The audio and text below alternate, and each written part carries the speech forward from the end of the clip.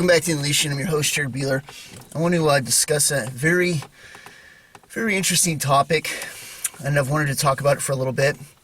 And I don't know, I'm feeling kind of like a time crunch right now, so this video is kind of back-to-back with the last one. And I do like to talk on very interesting and serious topics, but in light of this one, the reason why I want to talk about it is recently I had mentioned before that I went back to church, right? And honestly, I was going through an extremely hard time. I had a breakup from last year. Okay, it was very difficult. I was with somebody I cared about a lot, but the difficulty of that, I needed to go. I needed to be around some people. The problem with that is that in 2013, like I said before, God pulled me from the church.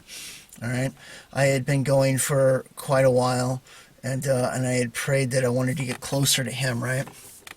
And God pulled me from the church. He started showing me all kinds of stuff, including wife swapping among the congregation that was teaching the church, and other stuff that was pretty bad. And this was in a big church where I was going at, right? So I ended up leaving, not having any understanding, like, God, why are you pulling me further away when I asked to be closer? In the process, I went to firefight that year up in southern Idaho from Colorado, where I was at, right? And while I was there, I was saving up tithing and things like that, which I've discussed before. At the time, I was still tithing at the time. And I was starting to read the Bible now, multiple chapters every day, and pray more and stuff like that. And I got back that summer from firefighting, and I had to be back at a certain time or whatever. I believe that was because of that pinky finger situation in court that I had to go to. So anyways, I came back and I'm like, God, I don't think I can go back to church anymore. I have a whole different viewpoint of what they're doing, and it's wrong. And in the process, God was showing me that the very fabric of church that we have nowadays is a spin-off from what Martin Luther did with what he thought was right, breaking away from the Roman Catholic Church so that they could read the Bible themselves. The problem is that very spin-off, the very ideologies that they brought out of that was false in itself, because the church was never supposed to look like what the Roman Catholic Church set up, all right? And the steeples and the crosses on top is just the more phallic and Babylonian, Osiris, Isis stuff. And putting the cross on top is back to the year 500, around the time like when there was a Reformation inside the Catholic Church, where they started putting crosses on top of their pagan relics and the phallic and stuff like that, right? And God was showing me all this stuff, and I'm like, man, I can't go back to it. There's no purpose in it. Whereas the real church was house congregations. There is no pastor over anybody, right? This is why I expect so much from everybody when I'm talking to them, all right? You're to be your own leader. If we are going to be in my house or something like that, and you're listening to me, you're just as capable when we go to your place to talk among the people and host the situation and represent God and stuff like that, all right? And between this house movement that was taking place back in the first times of the church, it spread everywhere, and this was the original church, all right? So I've had a problem with church ever since then, and I didn't go back. But I did earlier this year, all right? And I went back, and I got just enough filth of it, all right, to listen to the diaper level that they don't want to know anything else, anything that brought up. I humbled myself, and I kept myself quiet, and I was just in there. And there was a couple messages for me that God gave me while I was in the church. And I got those messages, and it was time for me to go. Right around the time they started discussing if God was a man or a woman, and I'm just like, okay, I've had enough of this crap. And I got out of there. And I went to another church to try it out, and they're teaching on Revelation, which is going to bring me to full circle of what we're about to discuss here. And I'm like, oh no, because I could see the dark cloud coming over the top, right? And I started listening to what they were going to present in the following weeks. 3.5-year tribulation. Everybody goes. It's ask the Lord in the heart. Basically a free-for-all, right? Once saved, always saved. All linear teaching. That the chapters are in order and everything else like that. And just absolutely false. Leaving people in total disarray. And And of course, I mean, the people, the public are waiting for it. These people have gone to seminaries, right? And these seminaries, and I've mentioned it before, are Illuminati controlled. They have been infiltrated by Luciferians a long time ago. The stuff they teach, they allow to be Christian in sort of certain areas where they're allowed to talk, but mostly motivational speaking. That's why the people that come out of them have no power. They basically don't even believe in God, a lot of them themselves, and they just do it for the money that they're going to make. Motivationally speaking, knowing the power of the Bible, that it can be motivation and give people encouragement, but they don't believe it themselves. That's when hardship and things really hit. For instance, the old virus that took off a couple of years ago, so many of them are leaving their congregations and totally taking off. They have no power and they have no belief. And most of the preachers have a humanism sort of view of Jesus, where the power of God is less and it's more of a human nature, which I'm completely against. All right, I told you guys when he snapped to in the tomb, it was 1,530 nukes equivalent, all right? He is so awesome and badass, you have no idea. And that is a nanosecond. When you're going to be around him, the amount of light and power he's producing could be in the millions, if not trillions of nukes at once, at all times, just going like a smooth engine. Boom! He is unfathomably awesome, all right? And I cannot stand the church's dumbed-down version that's so weak and pathetic, all right? But back on point, they're speaking on Revelation, and I knew it was coming, and I'm like, okay, I can't do this. I need to step back where I belong, the tip of the spear, teaching where God had me in the first place when he pulled me out of the church, right? And now I want to discuss Revelation. I want to tell you guys what is going on with it, what the truth is, and to do this, we're going to have to step into realms that you might not or have not thought about before, okay? We're in the third dimension, okay? There is a second dimension, which I've spoken of before, with the Romanian Sphinx, where they make the gold, all right? However they do that, the monotonic gold, all right? But the dimension that we're in right now, which has a linear time frame, okay? It is the third dimension. There are dimensions higher, all right? That fallen angels, Nephilim, and stuff like that they can tap into. And whether the fourth dimension is just a transitional phase or not, I believe that heaven or the realm of that is going to be fifth, sixth, or higher, all right? And when you start getting into those dimensions, you get into a time frame where it's not linear, where we don't have a past, yesterday, and tomorrow, but the future and the past are coinciding at once. You will look at a loved one and see the beauty in their face of their youth and the wisdom of their age all at the same time. And that's going to be hard to grasp for you in a third dimensional mindset that you have right now, okay? And I understand that it can be very tricky, all right? And to talk about this is difficult because we have to skirt the lines of a topic that I've been mulling over if I wanted to discuss, and that is the whole computer program that we are actually living in, including the higher realms and stuff like that, and how God set this up in exactly an advanced computer program, all right? And if you look at it kind of like that, all right, in the dimensions like that, we're in a lower level of like a lower platform, something where you'd look at an Atari or a Nintendo, okay, that's being run. But the higher ones that he's in, that he's running, would be like your PS4 or PS5, and this is a rough example, okay, of that stuff.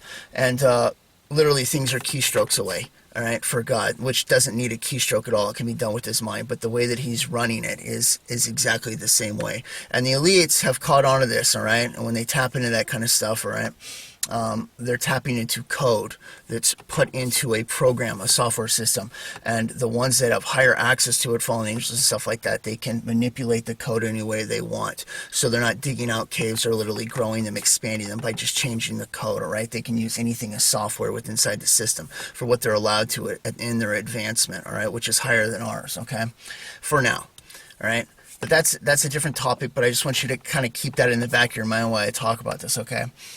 The fifth dimension that we're going to be talking about here, a time compression, all right, is a perfect example when we're speaking of Revelation, okay? And to understand this, when I talk about time collages and things like that, all right, you have to understand, for our minds to wrap around that is very difficult because we do not have the driver, right? This is computer talk, which is kind of why I brought computer stuff up. This is computer talk for being able to run that software in the first place, all right? And when we have new advanced bodies and things like that, when we're going to be in heaven, you will be able to look at that. When we hear about fallen angels and aliens and stuff like that, where they talk about our speaking language, it's very rudimentary, right? And they're talking on one where they say a few words and it means so much more at once, and then they're very vocal in that, and they can move and make decisions, and so much more information is passed than what we are, word through word, alphabet, sounding out the words and saying them, such forth, right? The same thing with the higher dimension, all right? When you have the driver that runs it, to have past and future all at once is going to be a way of thinking, seeing, and moving that is unimaginably more advanced, faster, and more can be done in periods of time that we would look at that would be shorter, okay? And I want to explain this in the best way that I can. I want you guys to picture a picture, okay? Not that a mural. I got to think in my head which one I'm going to put up for this video. Okay, I got it. The Denver International Airport murals, all right? Now, this mural, and that's why we're going to use a mural, is a story being told, right? And when you look at the picture, you know, there's going to be segments of this that are start, where it's going, with the direction that they want to head and stuff like that, all right? And it has a start, basically, and an end. Now, I want you to take this mural that you're looking at, and I want you to write this down in a letter that you're going to give to 7 churches, okay? And I want you to think about what I just said for a second. You're describing a mural, a picture, but there's no starting point. Where do you start? Where do you finish? All right. What you're going to be doing, obviously, is looking at different parts of the picture, the mural, and writing about those. All right. Where you start, you know, you don't know. The point is, there are going to be some areas in it. All right. You're going to see things, numbers. All right. 1 comes before 2, 2 before 4, before 6. Right. And you can see inside this mural, once you get to the 7th of a certain, let's say, seal, boom, it opens up for trumpets, and they have numbers, and you know that numbers go in order, and then that opens up into bowls, all right, while you're looking at this picture, okay? You're starting to see what I'm talking about here. When John was taken, and when he was shown in his vision, all right, of the revelation that he was given, all right, that he was going to share and stuff like that, when it opens up, he's getting a picture of the 5th dimension, all right? And this is very difficult when you don't have the driver, all right, the computer software to actually describe that in a 3rd dimension. How do you describe everything happening at once? Well, you have to break it down for this dimension. That's the only way. You have to break it down into what our form is, which is linear, right, where it's played out, where it's drawn out. So you'd have to write out what you saw and break off the segments. Does that mean you're writing in the perfect order? No, and no, it doesn't. Which is why I've broken down Revelation before and showed you where the chapters go, all right? Because when he's writing this down, he's drawing it basically, essentially, from a 5th dimension, and the equivalent of that would be to write a story or a letter from a mural, okay? That's the best example you could get. A whole story at once, boom, in a picture, which is time compression, essentially, okay? Which is why I've said before, was my vision a time collage? It could be, you know, maybe not. But John's definitely was, and that is revelation, okay? So when he's writing this down, all right, he's going through the seals, he's going through the warnings, he's going through what he sees at the different times. But a mural has no time on it, all right? It's time compression, all right? John sees a time compression, everything happening all at once, and he's describing it, okay? This is the 5th dimension. The time is thrown together into one segment, all right? So when he's doing this, when he's describing this and stuff, all right, and the preachers and stuff, and your teachers that have gone through seminaries and stuff like that, they're talking about this and reading Revelation in linear fashion, and they're getting to Revelation 13 thinking it's the second half because it's in the second half of it, all right? They're not. These are different segments that break away from the linear parts that you can see inside the mural, which is numbers. Boom, seals break, all right? 4 horsemen come on the scene, all right? 5th, there's people under the altar that have been sacrificed, all right? Earthquake. You get to the 7th, there's time, all right? And then between that, he's seeing a vision of the 144,000 getting marked so that they don't get killed or whatever, all right? And then you're moving on to trumpets. He's seeing this stuff come down. But this is all in a fifth dimension view, which is the higher realm, what he's being seen, all right? And to describe that in a third dimension is a very difficult thing to do, because to see everything at once, boom. Imagine being able to have a conversation or see everything at once. How much more information could get passed instantly, all right? What if one picture is the equivalent of an alphabet word like A, and you can put those all together to form a word, and now you're speaking? You have any comprehension of how much information could be thrown out in like a matter of moments? It's completely we have no idea of it yet. We just have no idea. It's beyond us, all right? But to describe Revelation, he's seen this in the fifth dimension, all right? And he's trying to write it out, the different parts he's seen, as you're working around the mural and you're seeing these different parts, okay? This may look like just a jumble of old painted plastic and wire, but when you take a step back, you see it for what it really is. A remarkable sculpture suspended in mid-air. People say that perspective is everything. You'll only see the image if you're standing in the exact right spot. So he gets to the seals, okay? And he gets to the other parts, and then we get to the halfway point, and he sees that the two witnesses have been killed, but that's already been going on for 3.5 years. That means they already showed up somewhere in the beginning. He's just writing what he sees, right? And it's for us to be able to unlock this, to talk about it, okay? Daniel, John in Revelation 2,000 years ago, they have no comprehension of computer software programs and things like that. Only now, through actually being able to use it, play games, in this time that we're living in, can this actually be brought up into a topic where it can be discussed and actually understood, because they have no way to describe this. They don't know what a computer program is or the software or anything like that, but you do, all right, because we live in that time. It is unlocked now. It can be unlocked. It can be discussed, all right? John sees the Revelation 12 sign, all right? Where does that start? Again, we're looking at a mural, all right? I believe it started in 2017, all right? How far is it before the dragon sweeps through, all right? Is it right on the spot? Or is there a period of time? We're looking at a time compression. You're seeing everything at once, but there is a linear amount when you break it down in a third dimension, where there can be a space of time of 7 years or more, all right? Get my point? Okay, then there's a rapture. When does that take place? Because they're caught up. The bride's caught up. Nobody knows. It's hidden within this time compression, this period of time, why these things are taking place. Then he describes another part. He makes all great and small take the mark of the beast. Okay, is this happening at the beginning? Is this happening at the end? Like I say, you're describing this from a fifth dimensional mural. How do you put that into time? All right.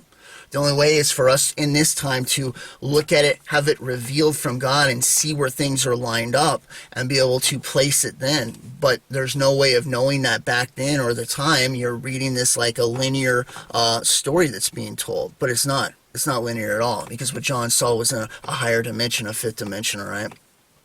So things play out. You get to higher chapters, all right? He's discussing other topics around the mural, all right? It's not in order. Now we're talking about what he sees with the Roman Catholic Church and the 8th king, who's the false prophet, all right? And Babylon getting destroyed. Is that at the end? No, it very well is the beginning, because we see that. We know now that they have to get America out of the way, and the description of it is America, all right? So as he's looking at his time mural, he's just writing these things down. They're not in order. You're writing from a picture. How do you write that in order? Do you understand what I'm saying? I hope this is expanding your mind on this topic, all right? And then he gets towards the end of it, and he says the things that happen at the end, which you can tell because he knows this is going to be after, all right?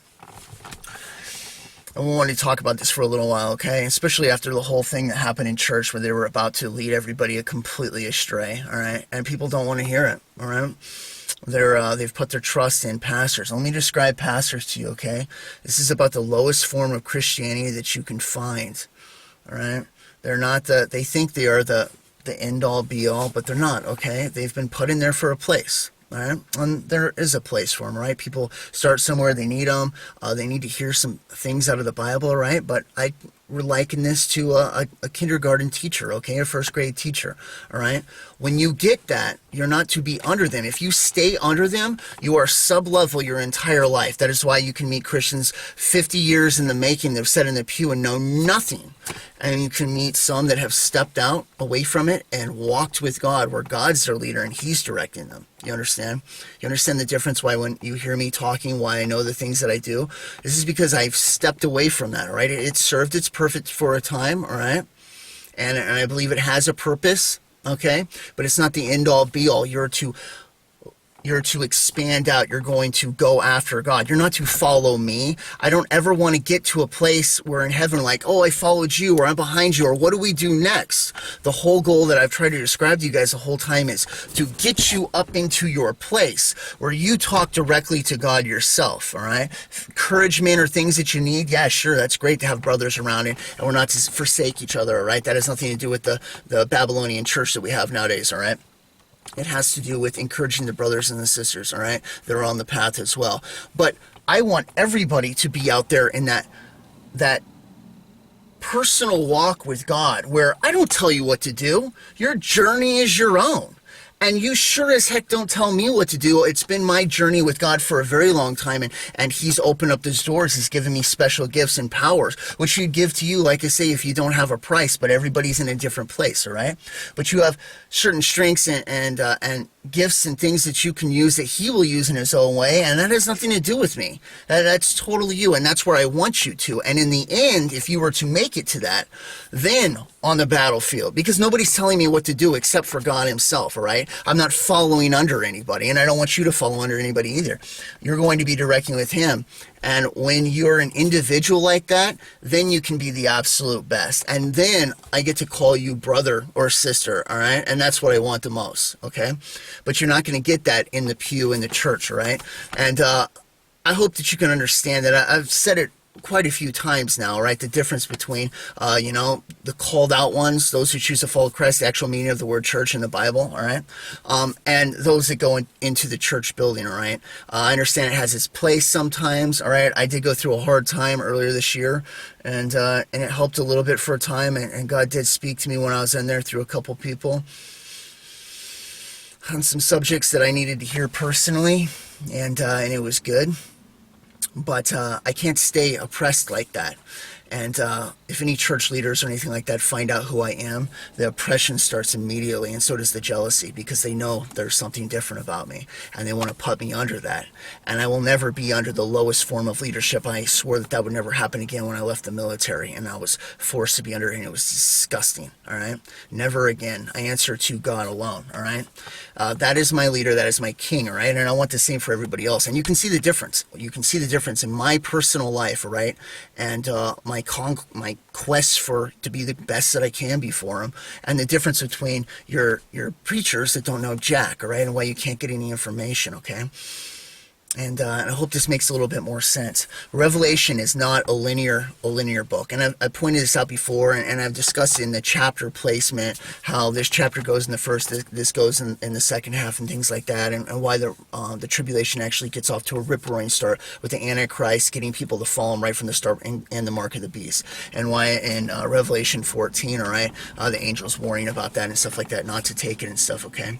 But to describe it and make the reason why it's like that is because John is looking from a fifth dimensional perspective, and you're trying to write that in a third dimensional, which it has linear time, all right? Where does it start? Where do you start at on it? You know the numbers are first, so you can do that in certain spots, but now you want to discuss this, or the Revelation 12 sign, or the beast, or the woman riding the beast, all right? Or Babylon, and all these other things, right? Where do you put that into the timetable? You don't. You just write it down and pray that people figure it out later, right? This is how it works. It's a higher dimension that he's looking at and what he's writing from. And this is the absolute best way to describe Revelation, okay? And that means the same goes. It is 7 years long, all right? You do have to be walking with God. Once saved, always saved is a lie, all right? We're the righteous path. But if an unrighteous, okay, here we go. If a once saved, always saved has sinned once, and they say, I don't need to ask for forgiveness, I'm going to do whatever I want. And somebody who has fallen 1,000,000 times in the same sin, but keeps getting back up and say, say, Lord, please forgive me. I'm trying the best that I can. Get me through this, all right? That is the difference right there. The one who's fallen a million times is on the right path. The one that's not asking for forgiveness, the one saved, always saved, that's only sinned once, he's in a worse position than the guy who's fell a million times. You understand? It's why I never beat anybody down in their sins or anything like that. I'm not trying to. I'm just saying that you actually have to repent. It is a godly lifestyle. It's righteousness, all right? It has nothing to do with works, all right? Works are the fruits that come out when we're walking with God, and they come out automatically. You're automatically doing good, nice things, kind things for people. You have a good heart, all right? And those are rewarded. You're not saved by them. Those are just part of what and who you are, all right? But your righteousness, that is a part of the original agreement that you made with God, okay? That is part of it, all right? And it isn't linear, all right? And you do have to be conscious of it, all right? And the mark of the beast doesn't come out in the second half, so people that try to swing you on this and say that, hey, you can take this or do whatever you want because you don't have to worry about that yet, that is totally false. It comes out right, it's already come out, all right? The very first stages of it, okay? And I'm telling you, it's closer than ever.